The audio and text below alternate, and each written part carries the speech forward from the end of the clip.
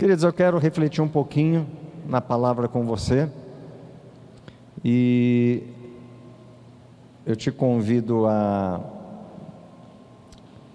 abrir a sua Bíblia em 1 Samuel, capítulo 13.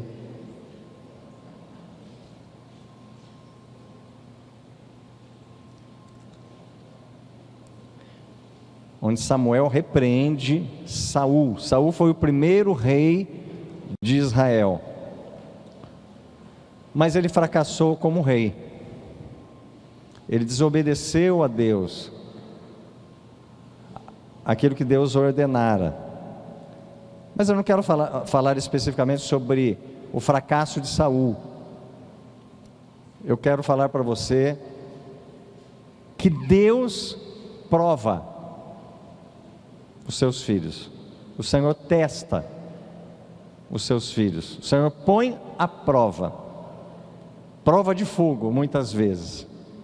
Aquela prova que você vai para aquele professor que vai dar uma prova, e você sai da sala de aula e você fala: essa prova foi fogo, essa prova foi difícil. Então muitas vezes o Senhor nos põe à prova.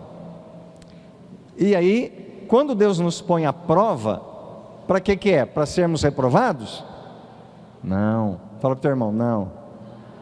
Para sermos aprovados. E aí você vai entender o que nos faz aprovados diante de Deus. O que faz com que o Senhor nos aprove diante de uma prova, diante de um teste. Quando você vai numa empresa, você faz um teste para ver se você vai ser aprovado ou não. Quando você está na escola, você faz prova para verificar se você entendeu o assunto ou não. Então, isso faz parte da vida, e com Deus não é diferente. Saiba de uma coisa: em muitos períodos e momentos da nossa vida, o Senhor vai nos provar, vai nos colocar à prova, vai nos testar. E dizem que quando o aluno está fazendo a prova, o professor, mais alto, o professor fica em silêncio. Sabe aquele aluno cara de pau, que está no meio da prova, e ele dá uma de migué, e ele vai lá no professor e dá aquela olhadinha assim: então, professor, essa questão aqui, então eu estou achando que, o que o senhor acha assim na minha resposta? Tá meio certo, né? Tá meio mais ou menos, e dá aquela jogada. Aí o professor olha, né, e fala assim, olha para ele de novo: você sabe que eu não sei? Aí o aluno volta frustrado porque ele não teve a resposta. Mas tinha professores que às vezes davam uma dica, né?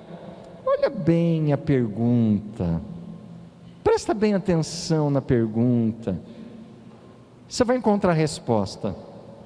Você está no caminho certo, mas lê de novo a pergunta. Você está indo bem.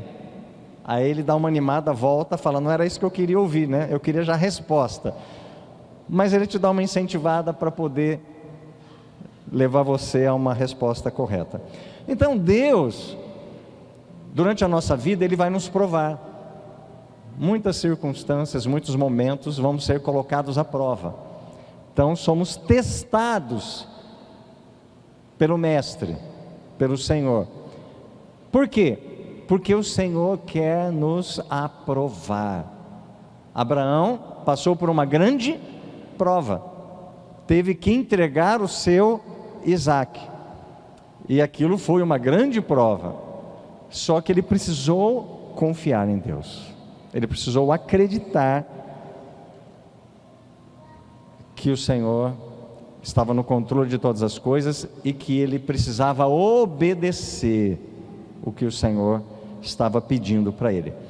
Mas nós vemos que Abraão foi aprovado, mas não vou falar de Abraão. Mas Saul teve uma circunstância, uma situação no seu reinado, que ele foi reprovado. Em 1 Samuel capítulo 13, nós vemos que no verso 8, no verso 7 diz assim, 1 Samuel 13, 7: alguns hebreus até atravessaram o Jordão para chegar à terra de Gade e de Gileade. Saul ficou em Gilgal, E os soldados que estavam com ele tremiam de medo. Soldado tremendo de medo é coisa, é bravo, né, gente? Soldado tem que ser valente, tem que ser corajoso, tem que ser destemido. Os soldados já estavam numa situação aí tremendo de medo. Ele esperou, estava com medo dos filisteus, os inimigos.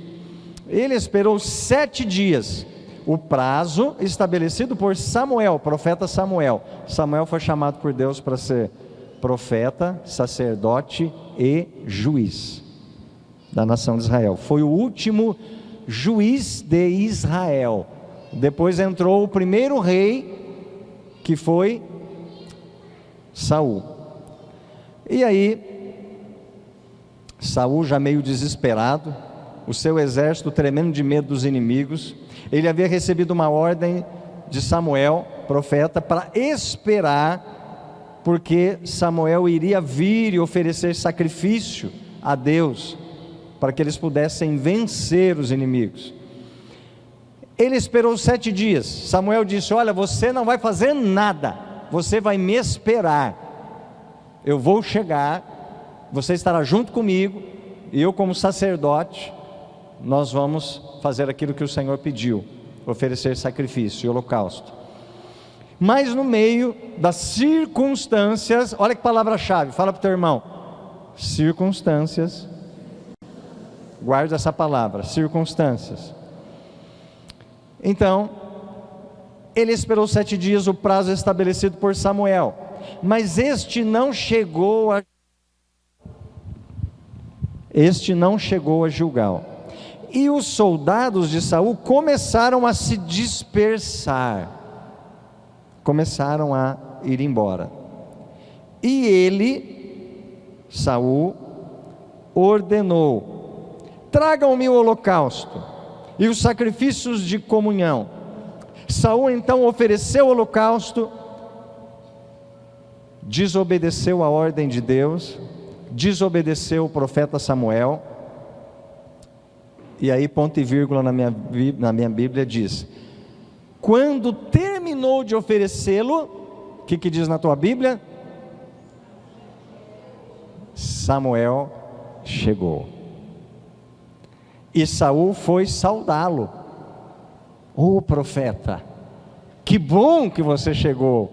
Olha, eu dei uma adiantadinha aqui, você estava dando uma atrasada, o povo já estava ansioso demais, os inimigos já estavam se preparando para nos atacar, os soldados já estavam com medo, ficavam com mais medo, começaram a dispersar. Então aí eu tive que fazer alguma coisa, mesmo que não era aquilo que você me ordenou, mas eu dei uma ajudinha aí, para que tudo terminasse bem. E eu acredito que Deus já recebeu o sacrifício, nós vamos vencer. Eu acredito que essa era a ideia de Saul. Mas olha só, quando Saul foi saudar, foi cumprimentar Samuel, perguntou-lhe Samuel: o que você fez, Saul?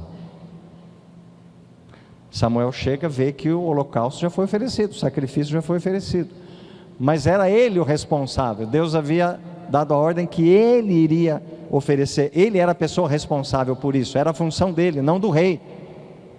E aí ele chega e o rei vem todo desconjuntado, querendo se justificar, e ele diz: o que você fez, Saul? O que você fez? Saul respondeu: olha, quando eu vi que os soldados estavam se dispersando, e que não tinha chegado no prazo estabelecido, e que os filisteus estavam reunidos em Micmas, eu pensei: agora os filisteus me atacarão em Gilgal, e eu não busquei o Senhor, não ofereci sacrifício, por isso senti-me obrigado, forçado, pressionado pelas circunstâncias. Isso é a minha versão, tá bom? A oferecer o holocausto. Disse Samuel: você agiu como um tolo, desobedecendo ao mandamento que o Senhor, o seu Deus, lhe deu. Se você tivesse obedecido, eu teria estabelecido para sempre, ele teria estabelecido, Deus teria estabelecido para sempre o seu reinado sobre Israel. Mas agora o seu reinado não permanecerá. O Senhor procurou um homem segundo o seu coração e o designou líder do seu povo, pois você não obedeceu ao mandamento do Senhor. Então Samuel partiu de Gilgal e foi a Gibeá de Benjamim, e Saul contou os soldados que estavam com ele, eram cerca de 600 soldados. Que triste narrativa de um rei que tentou resolver com as suas próprias mãos, tentou solucionar algo que não tinha autoridade, não era função dele, não havia recebido direção para isso. E aí, ele não foi tirado do trono, mas a sua descendência não ocupou o seu lugar, porque ele foi reprovado. Eu me lembro no colegial, há poucos anos atrás, quando eu fiz o primeiro colegial, eu fui reprovado, mas eu tinha tanta fé. Lembra aquelas listas que ficava no mural da escola, e você chegava lá, você sabia que você já estava aprovado, mas você corria, não é, Patrícia? Você corria lá para ver teu número, 7ª série, número 18, aprovado. Eu sabia que eu fui aprovado, mas eu precisava ter certeza. Faculdade era a mesma coisa, você ia lá, no teu número, seguia, aprovado. Saul olhou, seguiu a numeração dele, olhou no final, estava em vermelho, reprovado. E eu reprovei o primeiro colegial, mas eu tinha tanta fé no sobrenatural, que eu fui lá ver a lista. Eu falei, eu preciso ver com os meus olhos. Eu lembro até hoje, subi os degrauzinhos do Adelino Peters, antigo industrial, subi, vi o quadro, primeiro, segundo, terceiro colegial, fui lá no primeiro, vi a minha classe, olhei o meu número, desci, e eu falei, quem sabe um milagre aconteceu, e fui, e quando eu olhei para frente, estava escrito, Valéria, reprovado. Eu falei, tudo bem, eu já sabia, vou ter que fazer de novo, vou ter que fazer o primeiro colegial de novo. Sabe qual é o problema de quem é reprovado, querido? Ele vai passar na prova de novo. O maior dano na vida dele é que quando ele é reprovado, ele volta para a fila, ele não vai para a próxima turma, ele não vai para a próxima classe, ele não vai para a próxima etapa, ele volta no mesmo lugar, na mesma classe, na mesma série que ele foi reprovado. Por quê? Porque ele vai ficar lá quantas vezes for necessário, até ele ser aprovado. Pelo menos era assim antigamente, né? Hoje a gente sabe que já mudou bastante a questão da educação, mas na minha época era assim, mas com Deus não mudou. Então Deus nos leva em níveis, em lugares para sermos aprovados, e nós vamos ser testados, nós vamos ser provados, e no final da lista de Deus, Ele quer colocar à frente do seu nome, naquele papel, escrito, aprovado, e promover você para a próxima etapa.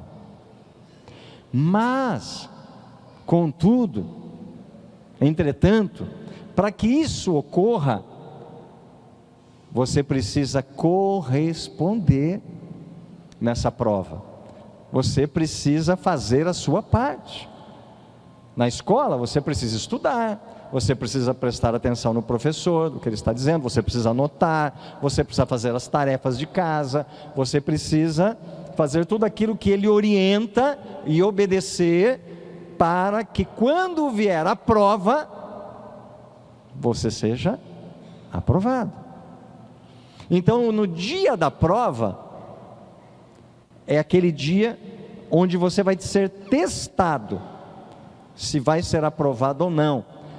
Mas eu digo para você que o dia da prova não é um dia muito importante, porque você precisa ser aprovado, passar pelo teste, Mas o que te fará aprovado naquela prova?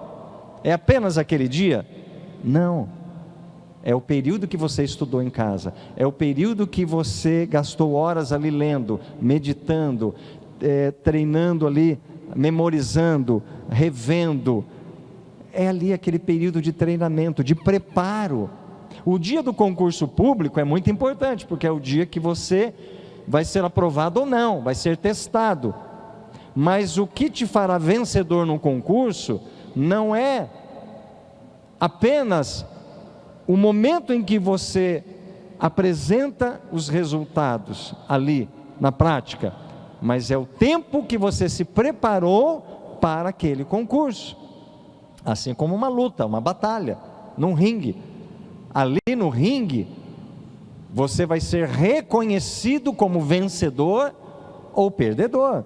Você vai ser reconhecido como aprovado ou reprovado. Você vai ser reconhecido no ringue. Mas antes do ringue, é o tempo do treino, do preparo. É ali que você vai se tornar um vencedor ou um derrotado. Então, trazendo para o contexto bíblico, nós vemos que no contexto de prova de Saul, no contexto de teste de Deus de Saul, no momento em que ele oferece o holocausto, o sacrifício, e ele desobedece, ali era para apenas comprovar a derrota dele, porque a derrota dele foi sendo construída, assim como a vitória, ela é construída na nossa vida. Assim como um lutador, ele passa a ser reconhecido após a luta, mas a vitória dele não se deu na luta, a vitória dele se deu no treino, no período que ele foi preparado. Ali ele vai ser apenas reconhecido vencedor. Então Saul, ele tinha todas as chances de chegar no momento da prova, do teste, no cume, e ser aprovado. Mas por que ele não foi? Porque ele se deixou levar pelas circunstâncias ao seu redor, e essas circunstâncias que ele se deixou levar, é que culminou no ato de oferecer um sacrifício ao qual não era função dele. Então, o processo de derrota ou de vitória, ele vai caminhando dia após dia, e o teste final é aquele momento, é aquele ápice onde Deus vai verificar a sua decisão final. Mas essa decisão, ela vai sendo construída ao longo de dias, ao longo de semanas, ao longo de meses, até que chega o último momento onde você vai decidir a escolha que você vai fazer. Então Saul começou a se preocupar nesse teste, nessa prova. Por quê? Os meus soldados estão com medo, os meus soldados estão se dispersando, os inimigos, eu já estou vendo, recebendo notícias que eles já estão se organizando. O que Saul fez? Tirou os olhos da palavra de Deus. Quando você tira os seus olhos da palavra de Deus, quando Pedro tirou os olhos de Jesus, ele começou a afundar. Querido, não olhe para as circunstâncias. Circunstâncias Deus permite serem desfavoráveis, para que você possa continuar olhando para Ele, e independente delas, do nível que elas sejam, para que você seja aprovado. As circunstâncias muitas vezes vai confundir você, vai querer abalar a sua fé, vai querer levar você a pensar totalmente de forma contrária. Mas nós vemos que Saul, a derrota dele foi sendo construída quando ele passou a olhar para as circunstâncias e não para o que Deus havia estabelecido. Deus disse: não faça nada, simplesmente espere. E o profeta, a boca de Deus, disse: olha, você vai me esperar, Deus vai dar vitória, mas você vai esperar.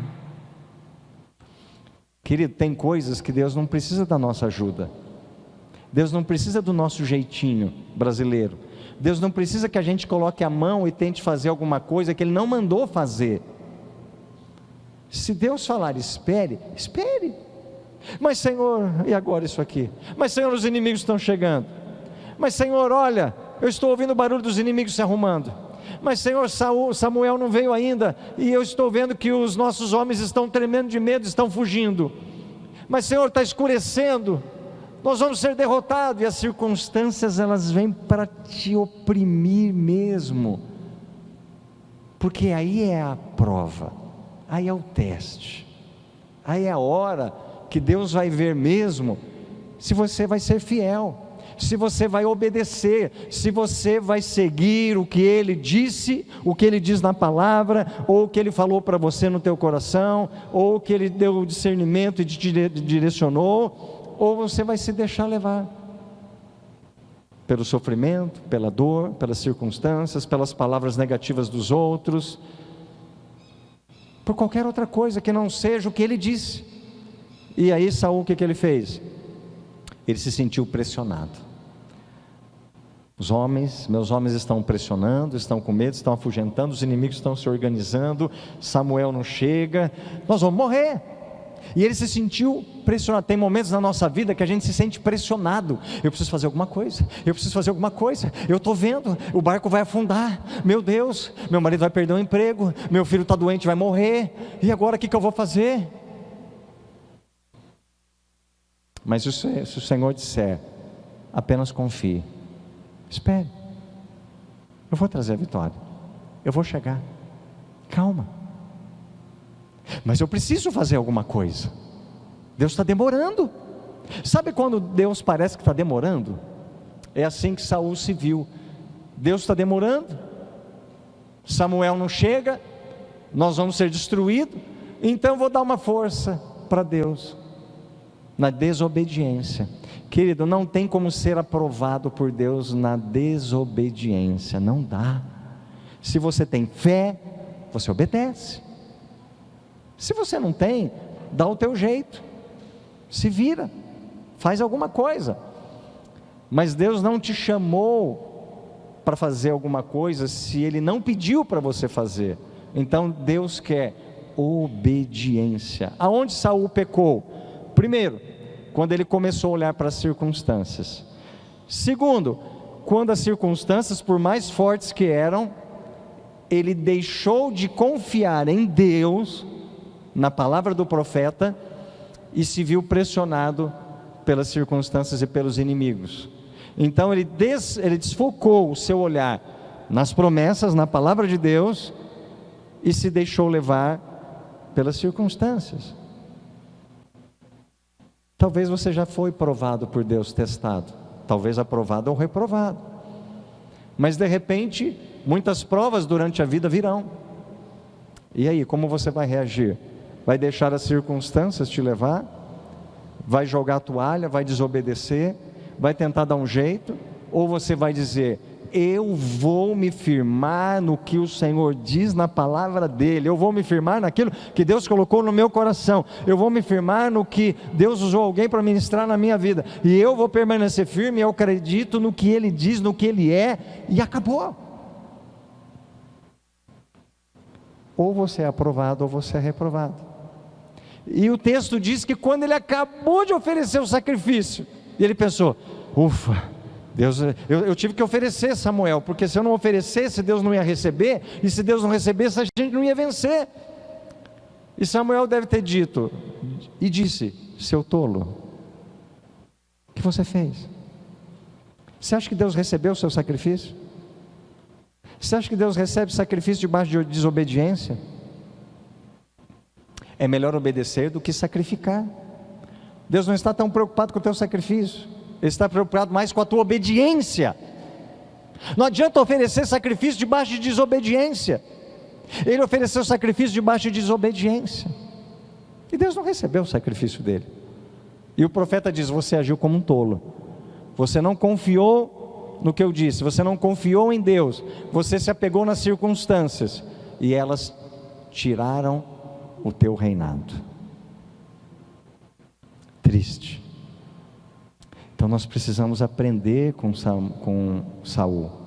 Não podemos deixar as circunstâncias, a pressão, e tem momentos que o diabo vem tão forte, tão denso, uma presença, uma atmosfera tão densa, circunstâncias tão pesadas, que você diz: e agora? É o que Saul disse: e agora? E aquela hora que o Senhor está com a caneta, esperando, para ver se você vai ser aprovado ou não, se você vai obedecer Ele ou não, se você vai confiar nele ou não, se você vai crer nele ou não, se você vai obedecer o que Ele pediu, o que a palavra diz ou não.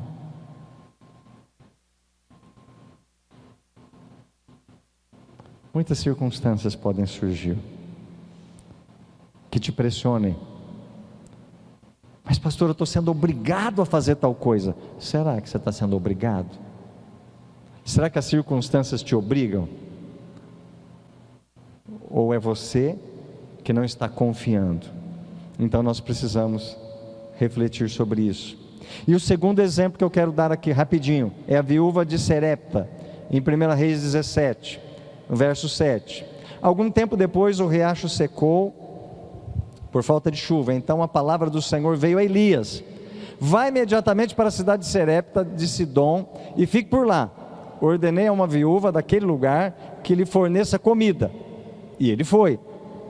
Quando chegou à porta da cidade, encontrou uma viúva que estava colhendo gravetos. Ele a chamou e perguntou: pode me trazer um pouco d'água numa jarra para eu beber? Enquanto ela ia buscar água, ele gritou: por favor, traga também um pedaço de pão. Mas ela respondeu: juro pelo nome do Senhor, o teu Deus. Essa mulher não era uma judia, ela era uma mulher pagã. E ela disse: olha, eu vejo que você é profeta, e eu juro pelo nome do teu Deus, que não tenho nenhum pedaço de pão, só um punhado de farinha num jarro, e um pouco de azeite numa botija. Outras versões dizem no fundo de uma botija. Estou colhendo os 2 gravetos para levar para casa e preparar uma refeição para mim e para o meu filho, para que a comamos e depois morramos. Elias, porém, lhe disse: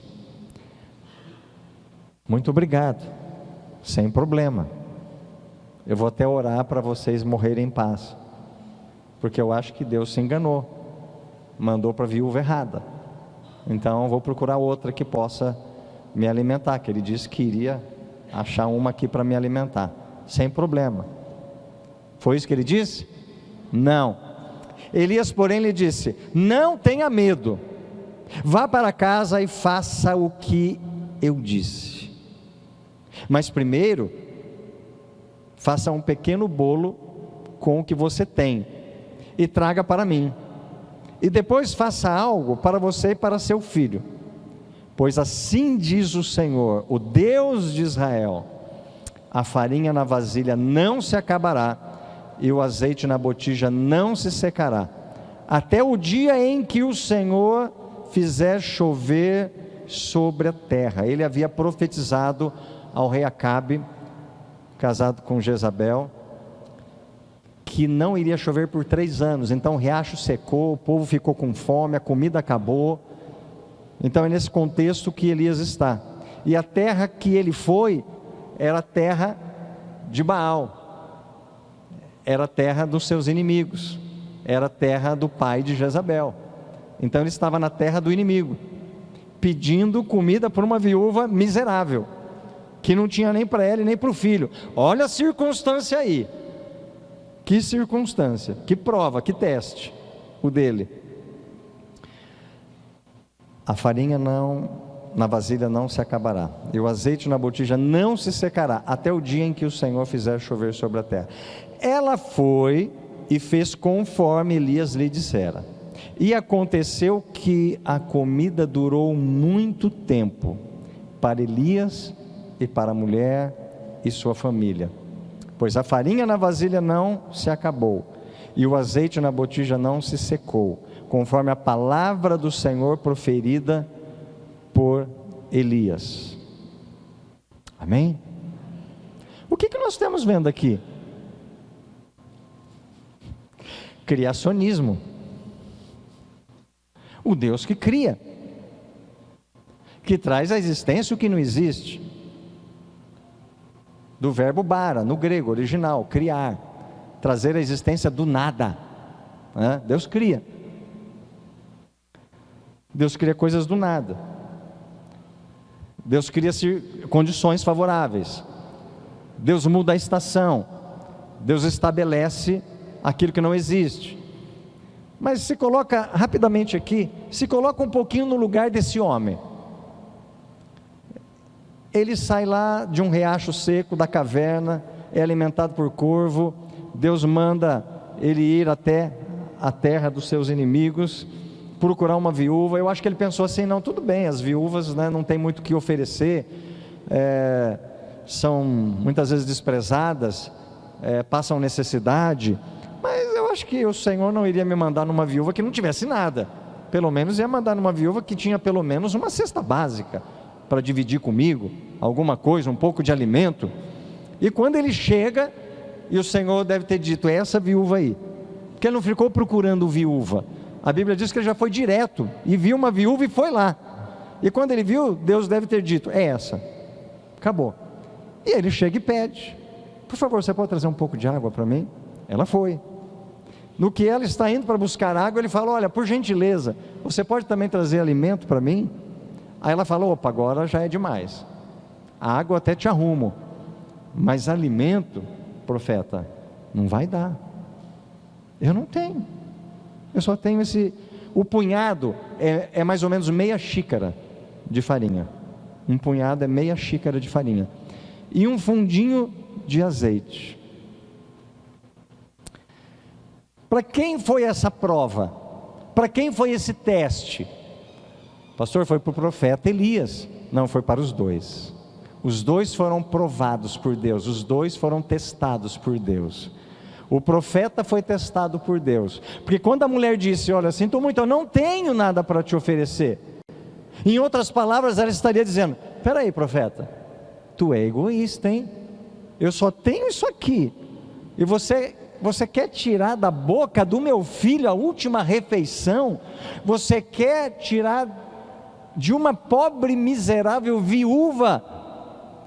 Porque morrer, eu vou morrer de qualquer jeito, mas deixa eu morrer pelo menos com a barriguinha cheia. Agora você vai tirar o alimento da boca de uma viúva e dessa criança? Aquilo, o profeta, o coração dele: não, desculpa, não, me perdoa, foi mal, foi o Senhor que mandou, mas ele está enganado. Não, pode comer, faz a comida para vocês, eu vou até orar para vocês entrar na eternidade rapidinho, tá bom? Fiquem em paz, vamos orar junto aqui, eu não quero tirar nada de vocês, não. Foi assim que o profeta disse? Não. Olha o que o profeta disse. Ela disse assim: juro pelo nome do Senhor, o teu Deus, que não tenho nenhum pedaço de pão, só um punhado de farinha num jarro e um pouco de azeite numa botija. Estou colhendo com 2 gravetos para levar para casa, preparar uma refeição para mim e para o meu filho, para que a gente coma e morra. Elias, vendo a situação daquela viúva, esse foi um momento do processo de prova dele. Toda essa circunstância que ele vê nessa mulher, que ele vê talvez aquele filhinho magrinho, mirradinho, essa mulher talvez arrastando a perna, com dificuldade, morrendo. Naquele momento ele poderia ter dito: o que eu vou fazer agora? E agora? Mas ele disse, aqui ele começou a ser aprovado. Ele disse: não tenha medo, calma, fica tranquila, vá para casa e faça o que eu disse. Quando ele falou faça o que eu disse, Deus já estava dando uma nota 7 e disse: vai melhorar a tua nota, já estou vendo as respostas aqui. Sabe quando o professor vai assim, você está do lado do professor, está corrigindo a prova, né? E ele, certo, você vibra, né? Mas aqueles professor que corrige a prova na hora do aluno assim, né? Já vou começar a corrigir agora, pode vir aqui. Número 3. Ai, meu Deus. E o professor está lendo assim, aí ele põe meio certo. Aí sabe, pegou na trave. Ai, meu Deus. Aí ele pensa, tem mais 5, tem mais 5, tem mais 5. Aí vai mais uma certa. Ele, tá chegando lá, já cheguei no C. Mais uma certa, acho que eu vou para o B. Mais ou menos assim. E aí, Elias foi sendo aprovado. Primeiro ele diz, não tenha medo. Olha, eu estou vendo a tua circunstância, eu estou vendo a tua situação, eu estou vendo o teu problema, eu estou vendo a tua miséria, mas eu não vou me deixar levar pela circunstância sua, eu vou me deixar levar pelo que Deus me disse, pelo que a palavra dele me diz, pelo que a voz dele me diz, pelo comando dele na minha vida, e acabou. Não tenha medo, vai fazer o que eu te pedi, vai para casa e faça o que eu disse, mas primeiro, faça um pequeno bolo com o que você tem e traga para mim. Aí foi nota 10. Aí a nota dele já foi para 9, 9,5. Você vai fazer primeiro para mim, porque você é instrumento de provisão de Deus na tua vida. Quando ele fala, faça primeiro para mim, sabe o que ele está fazendo? Inverte a prova. Agora a prova volta para ela. Deus quer aprovar aquela mulher. Elias já está sendo aprovado. Quando ele não se deixa levar pelas circunstâncias, fala para ela, não tenha medo, e vá fazer o que eu te mandei. Ali ele já está subindo para a sua aprovação. Mas quando ele inverte o ônus da prova ali, e fala para ela, agora, primeiro você vai trazer para mim. Ela podia ter, não, pera aí. Como é que faz? Você vai comer a maior parte e eu e meu filho vão morrer? Como é que vai fazer? Aí o Senhor está querendo ver a aprovação dela, se ela vai ser aprovada. E ele foi ousado. Faça um pequeno bolo com o que você tem e traga para mim, e depois faça algo para você e para o seu filho. Tipo, se sobrar um restinho lá, faz alguma coisa para vocês. E a farinha não se acabará, e o azeite da botija não secará. Ela foi e fez conforme Elias lhe dissera. O que essa mulher fez? Obedeceu. Quando ela obedeceu, ela foi aprovada. Então, queridos, eu quero finalizar dizendo para você que Deus quer nos aprovar. Talvez de maneira que você diz, mas a prova foi muito difícil. Foi difícil para Elias olhar a circunstância daquela mulher com seu filho. Pedir para dividir o alimento já era uma prova para ele. Ele podia falar, não, deixa para lá, pode comer. Pedir a divisão do alimento já era difícil para ele, já era uma prova grande. Ainda pedir para fazer primeiro para ele, seria um egoísmo fatal, humanamente falando. Mas ele disse, não, essa mulher precisa ser aprovada. Então Deus aprova o profeta, vendo as circunstâncias da mulher, e Deus aprova a mulher, quando ela obedece o absurdo que o profeta pede para ela. Fechando, os dois são aprovados. E a obediência gerou um milagre. Querido, não importa a circunstância. Não importam a circunstância que você venha passar, não importa os meios de prova e teste que Deus te leve a passar, Deus tem um propósito, te aprovar, mesmo que o teste seja difícil, mesmo que o teste pareça coisa de louco, mesmo que você não entenda muito, você precisa obedecer a palavra, você precisa ouvir o que o Senhor diz para você no teu espírito, no teu coração, através da palavra. E quando você é aprovado, e nenhuma prova com Deus é fácil, viu? Não vem nessa não, que nenhuma prova com Deus é fácil. Toda prova que Deus dá é difícil, é fornalha, é pauleira, é coisa para gente que precisa vencer e tem que ser vencedor, e vai enfrentar. Não é água com açúcar não, é difícil. Mas toda finalização de prova, onde você é aprovado, algum milagre acontece. Você amadurece, você cresce, você muda de sala, você é aprovado, você recebe dons, você recebe unção, você recebe autoridade. Acabou. Lembra da música? A prova acabou, agora é só vitória, né? Não importa o que passou, o importante é que eu venci, uma coisa assim, né? Não importa o que eu passei, dentro da máquina, do moinho, do redemoinho, o importante é que eu venci. E eu estou ouvindo chegar coisa nova, eu estou ouvindo a vitória. É assim. Quais são as provas que você está passando hoje? Está murmurando? Está reclamando? Está achando que está demorando? Que Deus não está te vendo? Pastor, eu não sei mais nada, eu nem vou para a igreja mais, não sei mais nada. A cabeça virou uma bola, estou confuso já, quer saber uma coisa? É isso que o diabo quer. Você precisa ser aprovado.